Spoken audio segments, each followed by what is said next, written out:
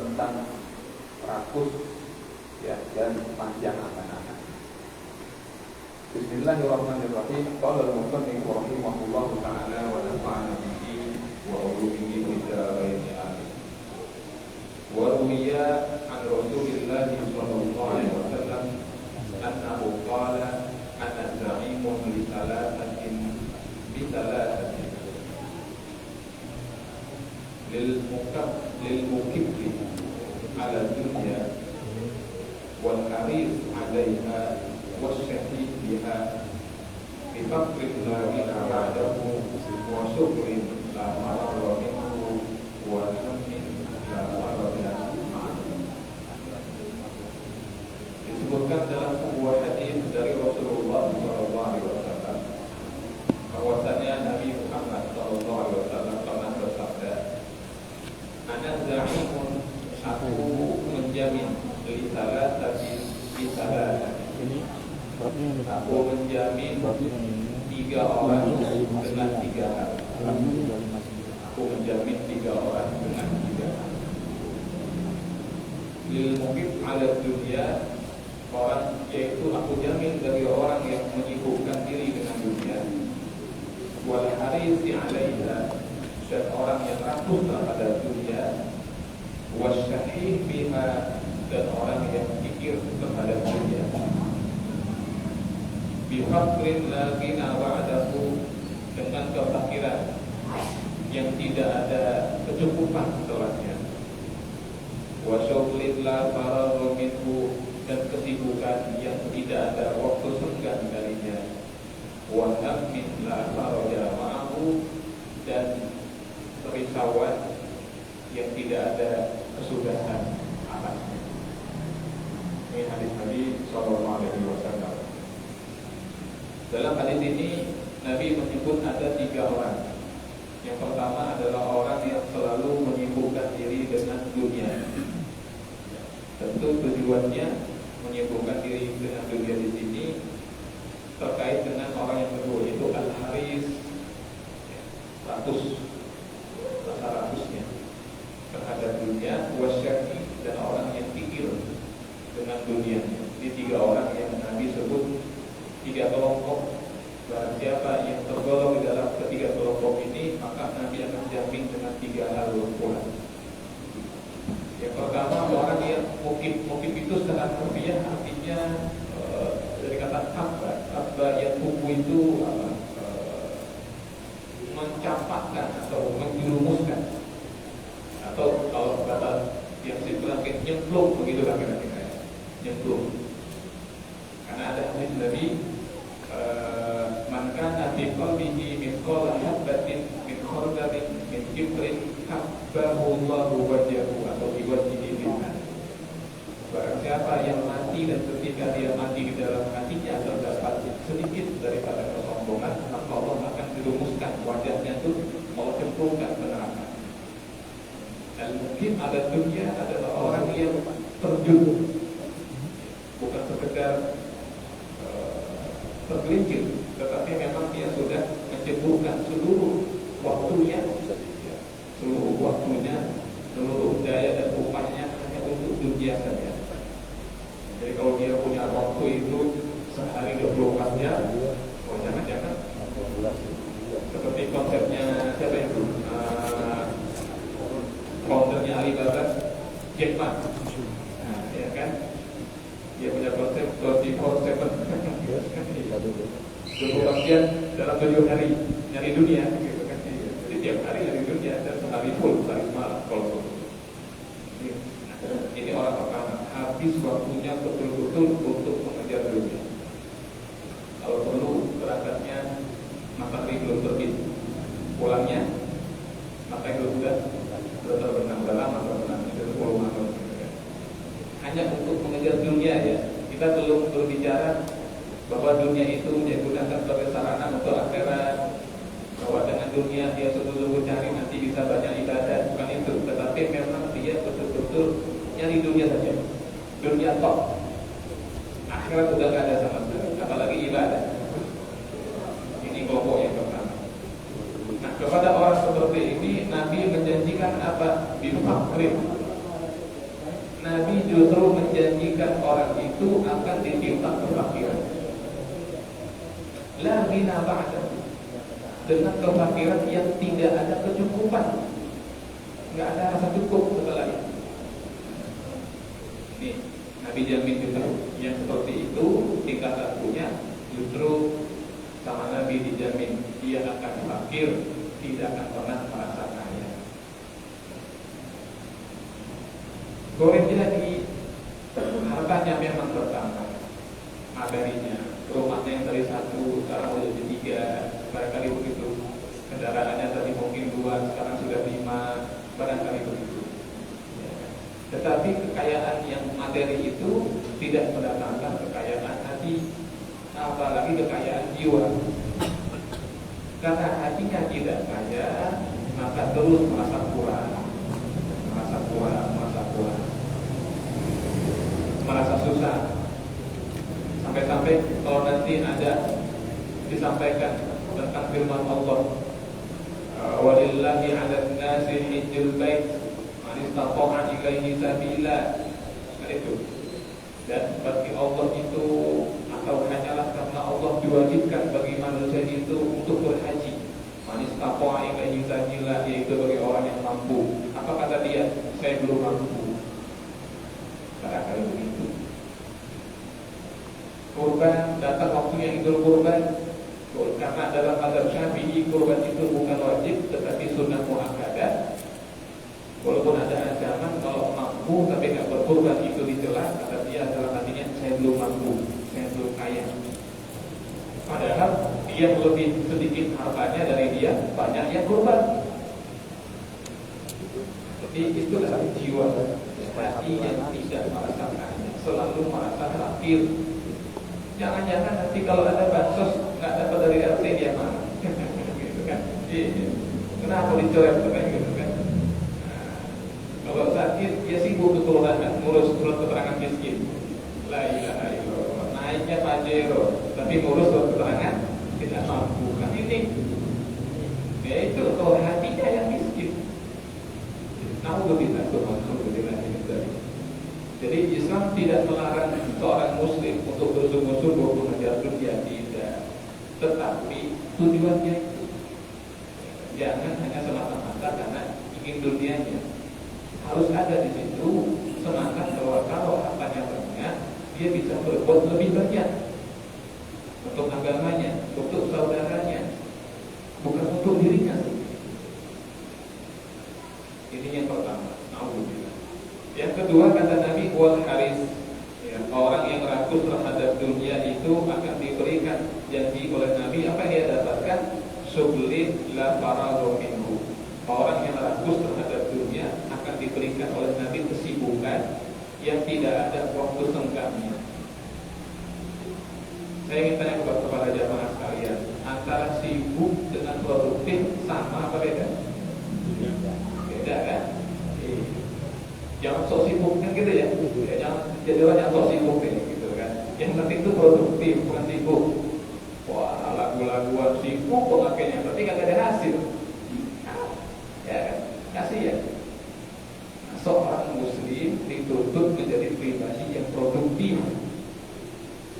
Di antara makna produktif itu tergantung pada hadis Nabi, khairun nas anfa'uhum linnas. Sebaik-baiknya manusia adalah yang paling bermanfaat. Bermanfaat berarti manusia itu bisa berbuat sesuatu, melahirkan sesuatu, lalu memberikan manfaat kepada yang lain. Oleh karena itu Nabi menganjurkan dalam masalah pekerjaan itu orang Islam hendaknya menyibukkan dirinya dengan pekerjaan-pekerjaan yang membutuhkan keterampilan tertentu yang nggak semua orang bisa. Itu yang lebih diutamakan, al-ahliyah, keahlian. Sehingga apa? Produktif, walaupun nggak sibuk. Nggak harus dari pagi sampai petang, pagi sampai pagi. Barangkali ada orang yang dapat jobnya seminggu cuma sekali, seminggu 2 kali. Tapi pendapatan dari job yang seminggu 2 kali itu sama kayak kita kerja 3 bulan misalnya kan begitu. Barangkali begitu. Karena apa? Karena dia punya keahlian, punya skill tertentu yang orang lain nggak bisa. dan itu menjadi terikat daya tawar dia dengan perusahaan. Karena kalau pekerjaan yang dia akui itu bisa dipegang oleh siapa saja, nggak ada nilai, ya kan? Lo buat yang mau ganti itu banyak kan begitu perusahaan. Tapi kalau dia megang hal yang kunci, wah nggak bisa perusahaan semau-maunya. Itu yang paling disukai sama Rasul, ahli ya, orang-orang yang ahli dalam segala sesuatu. Kalau zaman Rasul itu ada istilah an-najjar, tukang kayu. Nggak semua orang bisa bikin meja, betul nggak? Iya. Siapa contohnya? Saya coba bikin meja kecil. Udah saya ikutin di YouTube tutorialnya kan. Oh, beli tripleknya yang kayak gini, beli kayu remnya yang begini, udah kita ukur tuh, beli pantek miring. Kok masih miring triplek? Ukuran udah pas pada saat. Kenapa? Bukan pegangan saya. Ya, bukan pegangan saya. Akhirnya tetapnya saya ganjel pakai kardus gitu kan. Ya, jadilah lumayan. Cuma tidak aneh. Selalu keterampilan. Nah, Islam menganjurkan setiap muslim punya keterampilan supaya bisa produktif dan nggak terlalu sibuk. Karena kalau kerjaannya itu mudah, semua orang bisa kerjakan. Untuk dapat lebih, maka dia harus investasi waktu yang lebih banyak. Kalau begitu pada akhirnya, kenapa? Terlalu biasa pekerjaannya. Semua orang bisa lakukan. Nah, orang yang rakus terhadap dunia itu rakus itu begini. Sebetulnya dia kalau ngambil lauk satu itu cukup. Tetapi kalau dihidangkan kepadanya itu 20 lauk, dia ambil semua. Padahal barangkali perutnya udah gak sanggup menampung itu rakus.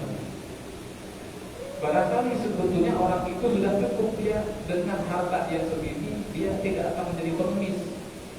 Itu sudah cukup terhormat. Oh, tapi dia ambil lagi, dia ambil lagi, ya kan? Sehingga waktunya itu habis. Waktunya habis. Kalau bahasa Nabi, orang yang kayak gitu, saya jamin dengan kesibukan yang tidak ada kesudahannya. Bisyukrillah waladhi. Ya, harusnya dia punya waktu banyak buat anak-anaknya. Ya. Jadi kalau bapak atau ibu perhatikan, salah satu bahaya di rumah tangga mungkin yang milenial ya, tahu anak-anak udah support saya mungkin ya. Apa yang terutama yang kira-kira 30 tahun ke bawah adalah ada istilah fatherless. Ya, fatherless. Jadi anak itu dia punya bapak tapi seperti tidak punya bapak, kehilangan figur bapak.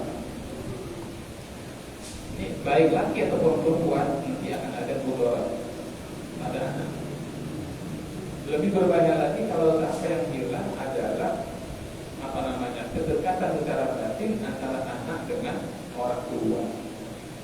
Kadang-kadang bapak dalam pandangan bapak barangkali saya harus bekerja setiap hari dari Sabtu sampai hari Ahad, dari pagi sampai malam untuk anak saya di sana.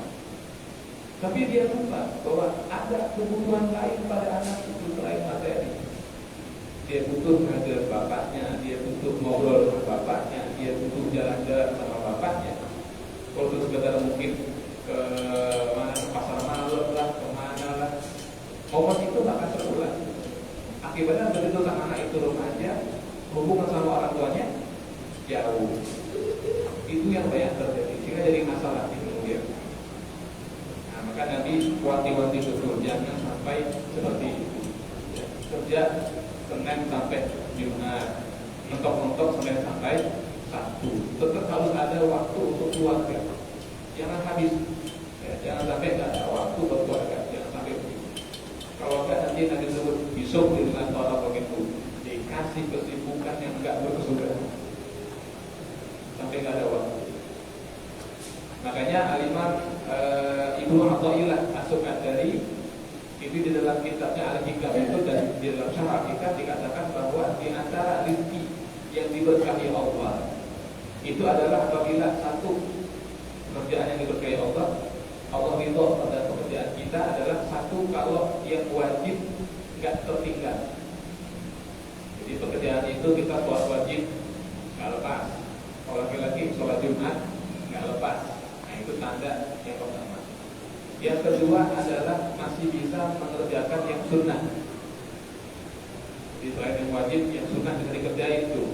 Misalnya apa? Masih bisa sholat jamaah misalnya, walaupun mungkin itu sholat kantor, nggak mesti.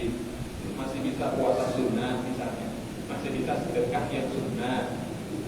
Itu tanda yang kedua. Tanda yang ketiga adalah masih bisa silaturahim. Nah, kalau pekerjaan kita atau kesibukan kita ketika hal ini masih bisa dikerjakan, itu tandanya Allah meridhoi pekerjaan itu. Berkah. Yang fardu kepegang, yang sunnah bisa diambil, silaturahim bisa jalan. Tapi kalau ada orang yang dua kepegang nih, dia fardu kepegang, yang sunnah dia kerjain, tapi silaturahim itu kayaknya nggak bisa. Selalu aja, begitu ini nggak bisa ada kerjaan. Oh nggak bisa, kayaknya nggak ada waktu bersilaturahim. Nah ini pertanyaan jangan-jangan kok sampai nggak ada waktu bersilaturahim, apalagi buat takziah ke tetangganya, ke saudara, sampai nggak ada waktu. Itu patut dipertanyakan, karena jangan-jangan tidak diridhoi oleh Allah. Jadi tiga ini nggak usah dipilih, harus dapat tiga-tiganya. Itu ciri-cirinya, ciri dari pekerjaan yang diberkahi dan diridhoi oleh Allah Subhanahu wa taala. Yang terakhir kata Nabi, wasyahih biha, dan orang yang pikir terhadap dunia itu Nabi jamin dengan apa? Wa hammin la faraja ma'ahu, dengan ham itu kegelisahan, ya, kerisauan. Orang yang pikir akan dijauhkan dari ketenangan batin. Orang yang mikir jauh dari keterangan hidup. Nah, kalau kata orang Jawa, hidupnya selalu ada sumpek ya. Hidupnya selalu sumpek, ya, sumpek terus. Ya. Makan nggak kenyang, nggak enak, tidurnya juga nggak enak. Kayaknya gelisah. Nah, itu orang yang mikir. Ya, beda sama orang yang sedekahnya enteng, sedekahnya rajin. Dan secara secara pengalaman, pasti saya rasa kita ini sudah pernah mengalami semua tentang berkahnya sedekah. Itu pasti pernah mengalami. Ada yang ketika susah sedekah ada kemudahan, buat anaknya ada kemudahan, sakit dikasih kesembuhan, pasti itu sudah bukti sebetulnya. Bukan pakai dari sedekah ini itu cukup berkaca kepada pengalaman kita pribadi.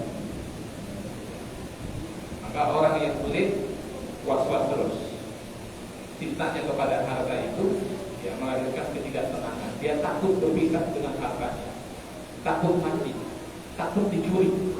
Karena dia batinnya yang paling dalam mengakui bahwa karena dia bersikap bakhil, banyak orang rugi. Dia takut kan? Nauzubillah min dzalik. Baik, ini hadis yang pertama ya. Tentang tiga kelompok yang dijamin Nabi dengan tiga hal ya. Sampai sini dulu. Kalau ada yang menanyakan terkait materi kita atau yang lain, saya persilakan. Monggo Pak Edit.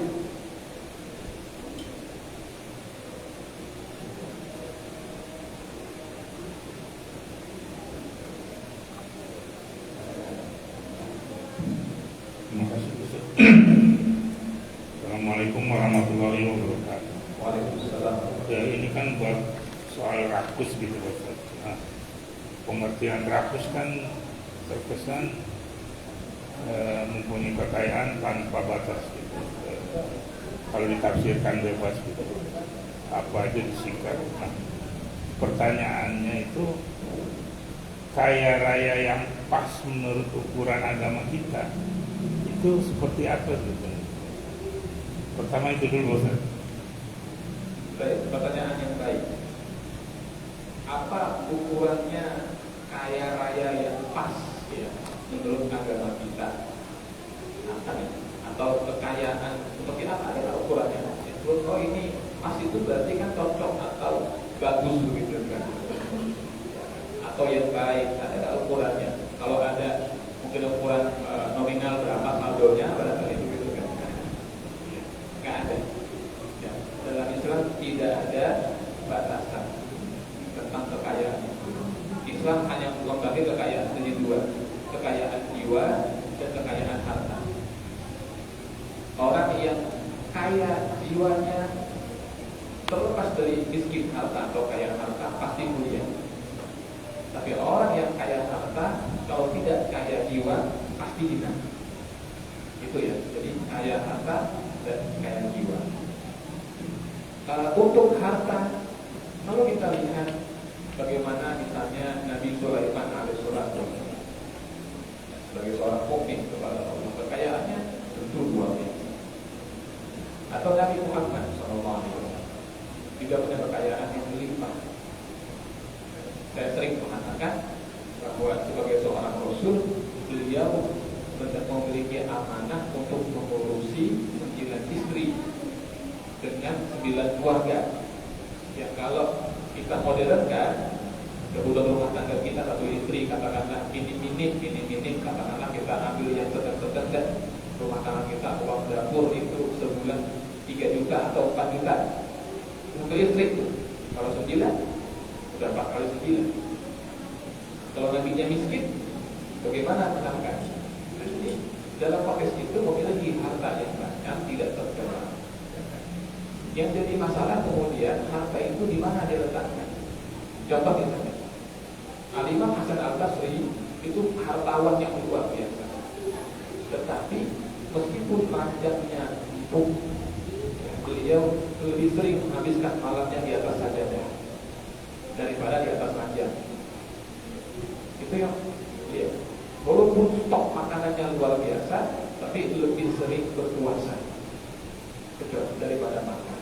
Yang kayak gitu tuh berarti itu bukan masalah berapa banyak hartanya, berapa banyak rumahnya, berapa banyak mobilnya, tapi bagaimana dia menjadi kehidupannya dengan semua itu. Oleh karena itu ada istilah zuhud. Zuhud artinya adalah hidup bersahaja. Bersahaja itu artinya mengambil ditemukan rute lebih cepat lewat Jalan Ahmad Yani yang menghemat waktu 4 menit. Jika Anda memilih untuk tetap mengikuti rute yang sekarang, ketuk lain kali. Walaupun beli halal, tapi jangan seperlunya saja. Contohnya anak kecil kita kasih uang 100.000, dia beli ini, mainan, beli itu, beli itu. Itulah gambaran orang yang punya harta banyak tetapi beli segala hal di luar keperluan, seperti anak kecil yang masih tunduk dengan awan.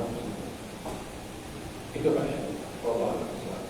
Kemudian menghabiskan waktu itu kan, apalagi kita ini misalnya tinggal di Bekasi, di pinggiran lagi kan, pagi harus berangkat kereta berdesak-desakan sampai di Jakarta, pulang sore jam 5 pulang kerja. Dan itu memang sehari-hari dalam kondisi yang diharuskan gitu, untuk menghidupi keluarga. Kan apakah itu menghabiskan waktu? Kan menurut saya enggak juga itu.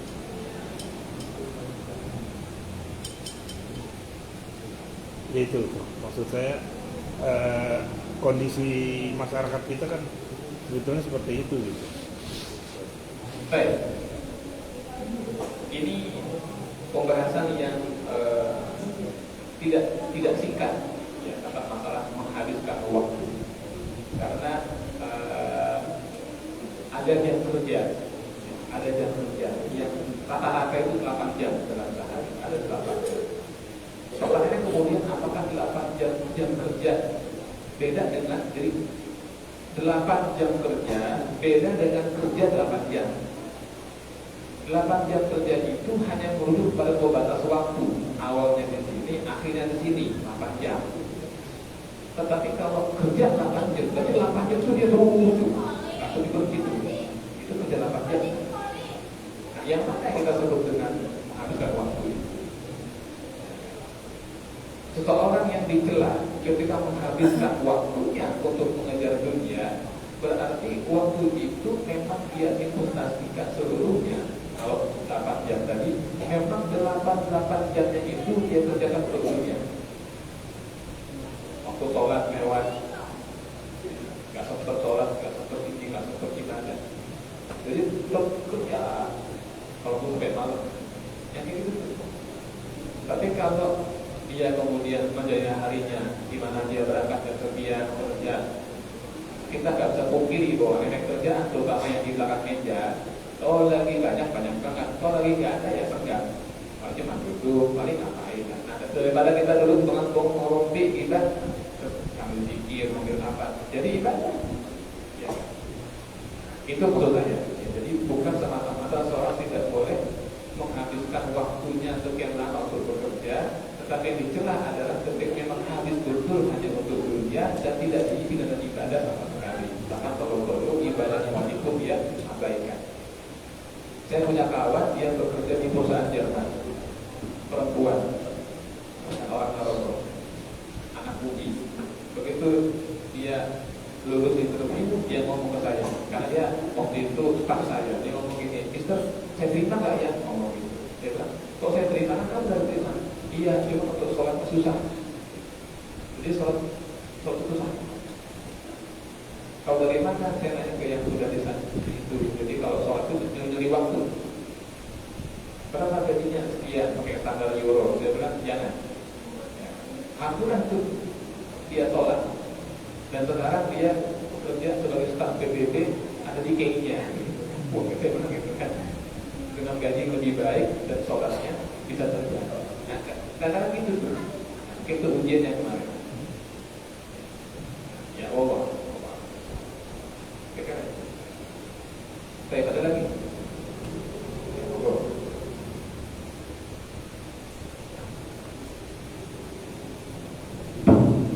Assalamualaikum warahmatullahi wabarakatuh. Waalaikumsalam warahmatullahi wabarakatuh. Begini Ustaz, kalau kita bandingkan pada zaman Fir'aun dengan zaman sekarang, tentu dari segi pemikiran, otak saya bilang ya, bahwa kita ini lebih maju dari Fir'aun. Tapi pertanyaan saya, kalaulah Fir'aun masih hidup sekarang, bagaimana manusia yang ada sekarang ini? Apakah lebih banyak pengikutnya atau pengikut Nabi Musa? Mohon penjelasan. Karena ini saya hubungkan dengan akhir-akhir ini banyak kali pengikut-pengikut yang tak jelas sekali.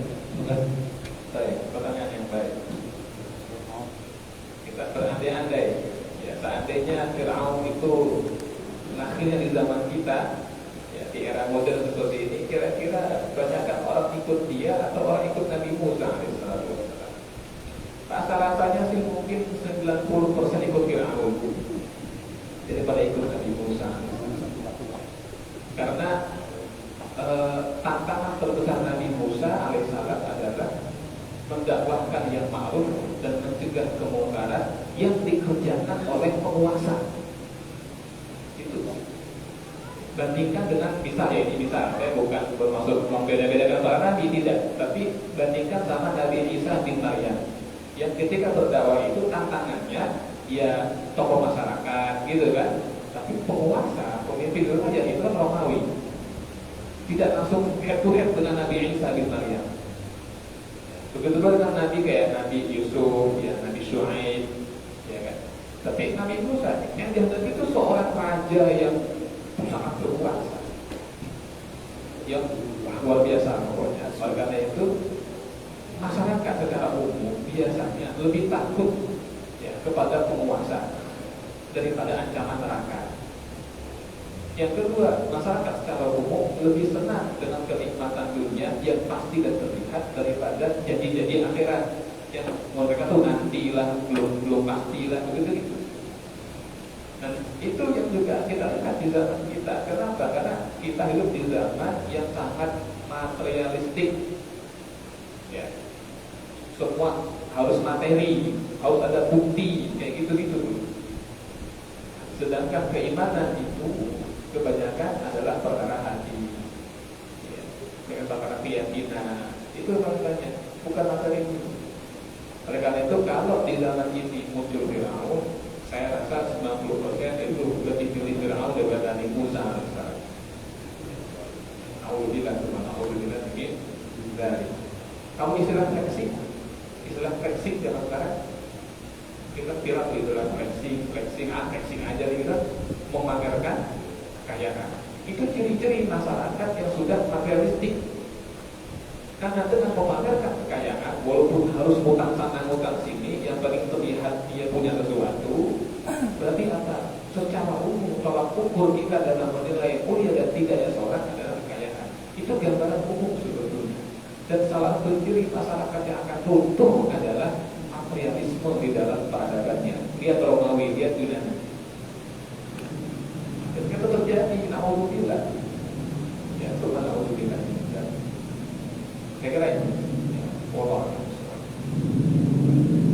Ada lagi?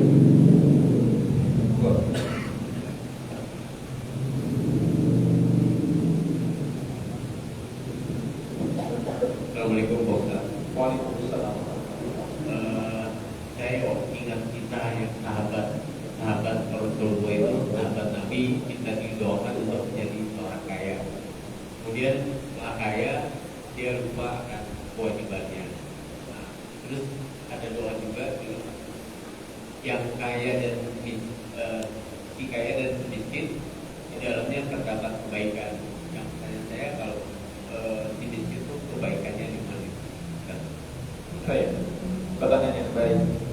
Yang pertama, betul, ada salah seorang sahabat Nabi yang ketika dalam keadaan sulit secara ekonomi, lalu minta didoakan sebagai orang yang kaya. Dan begitu beliau datang sama Nabi, ditolak. Gak usah, kamu sabar aja, itu lebih bagus. Lalu beliau datang lagi sampai 3 kali, lalu Nabi doakan jadi kaya. Sehingga kambingnya beranak-pinak terus sampai harus tinggal di luar Madinah. Sampai bermasalah dengan masalah zakat, gitu kan? Karena kan zakat binatang ternak itu aturannya adalah 40 ekor kambing, zakat 1 ekor. Karena kambingnya terlalu banyak, ya dikali-kali. Kalau 80 berarti berapa ekor kan gitu kan? Jadi semakin banyak kambing, semakin banyak dia harus buat zakat, dan itu berat. Tapi sahabat di sini adalah sahabat Ta'labah namanya, dan beliau adalah salah satu alumni perang Badar. Dan alumni perang Badar itu, ya, walaupun dalam tanda kutip ya, ada kekeliruan, ada kesalahan, tapi tidak sampai mengeluarkan dia dari agama, dan Allah sudah mengampuni mereka. Itulah kenapa pada saat sahabat Utsman bin Affan zakatnya diterima oleh sahabat Utsman. Nanti belakangan ini juga menjadi salah satu amunisi lawan-lawan politik beliau untuk menjatuhkan Utsman dengan alasan apa? Rasul tak terima zakatnya Sa'labah, Abu Bakar tak terima, Umar tak terima zakatnya Sa'labah, ente terima. Nah, kan gitu. Jika tembak tuh sahabat Utsman gara-gara masalah ini. Apapun Sa'labah akhirnya adalah orang yang membayar zakat dan perbaiki dirinya.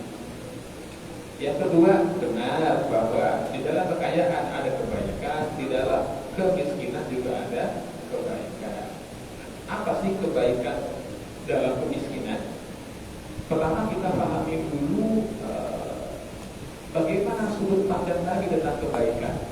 Jadi nanti kalau nyebut kebaikan itu apa kalau nyebutnya? Tentu bukan materi. Ya, Nabi bukan pribadi yang memandang baik itu materi. Jadi kalau Nabi memandang itu baik, pasti bukan materi.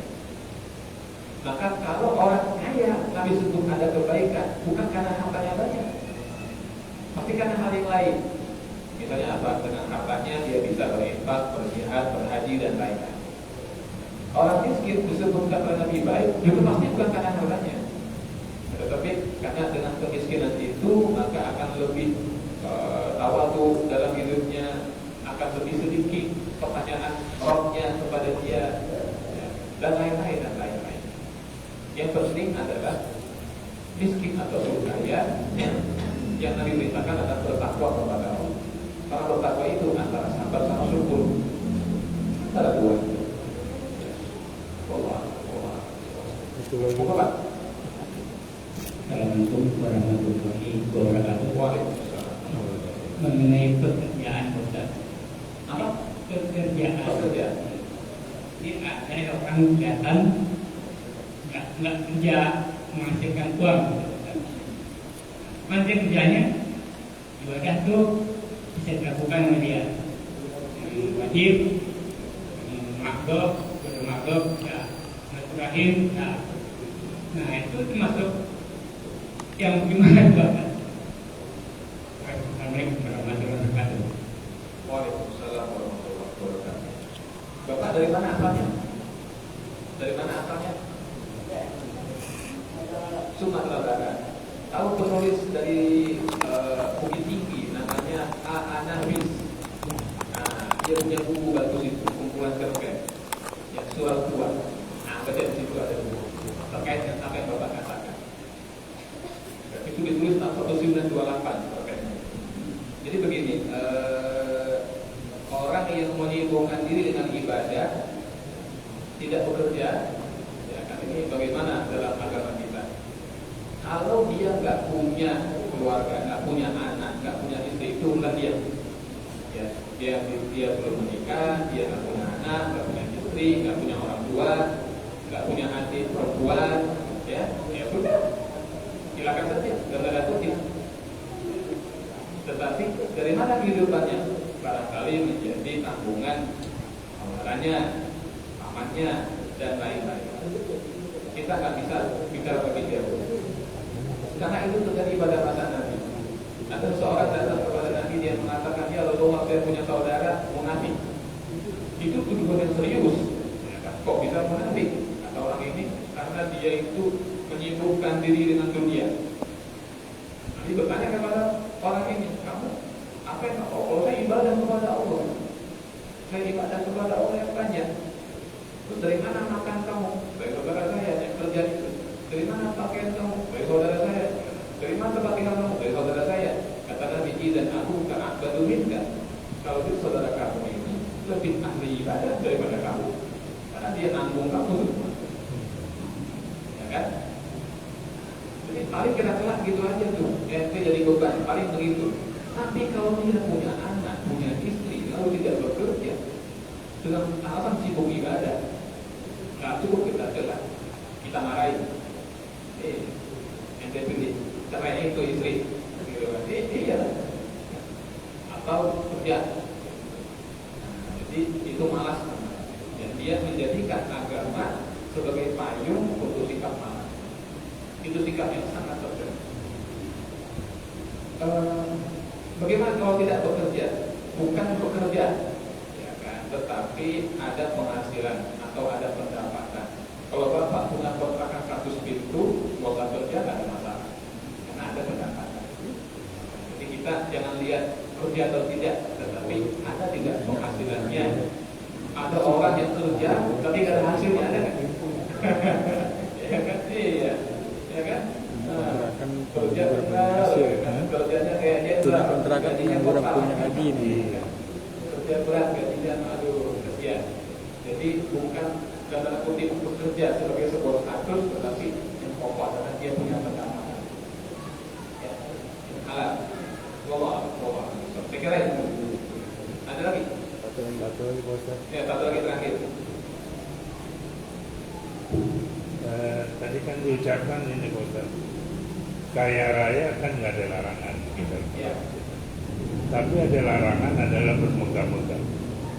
Itu kan batasannya agak sulit. Misalnya Pak Sukidi waktu biasa aja sama-sama ngaji gitu, terus sapinya maju sampai punya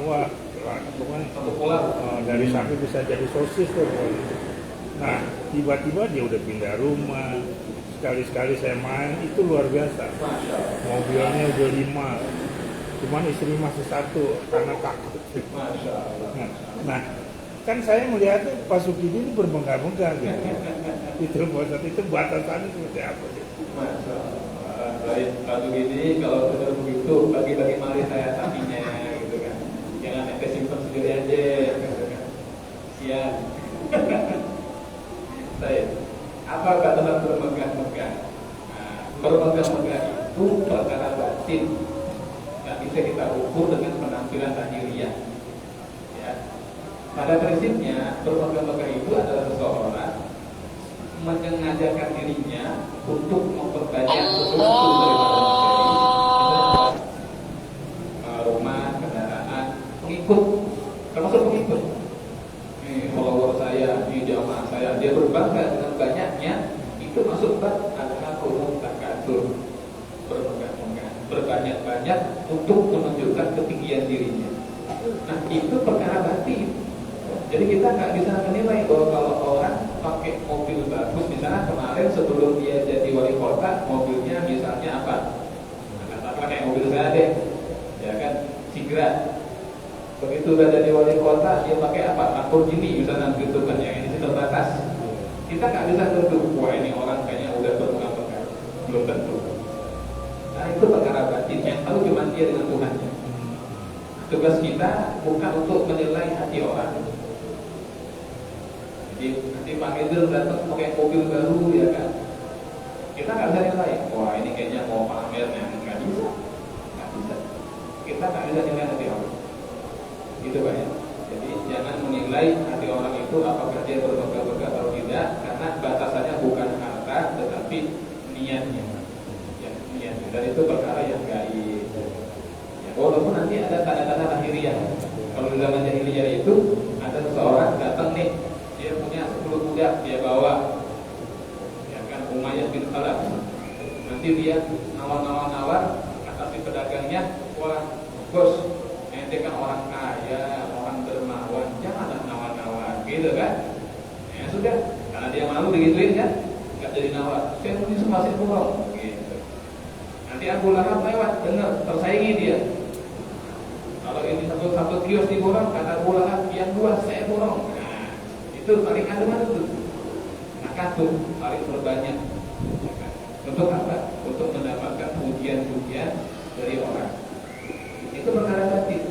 Dan ini bisa menyasar ke siapa saja, termasuk para ulama. Ya, kalau nggak hati-hati, main banyak-banyakan ilmu, ya kan?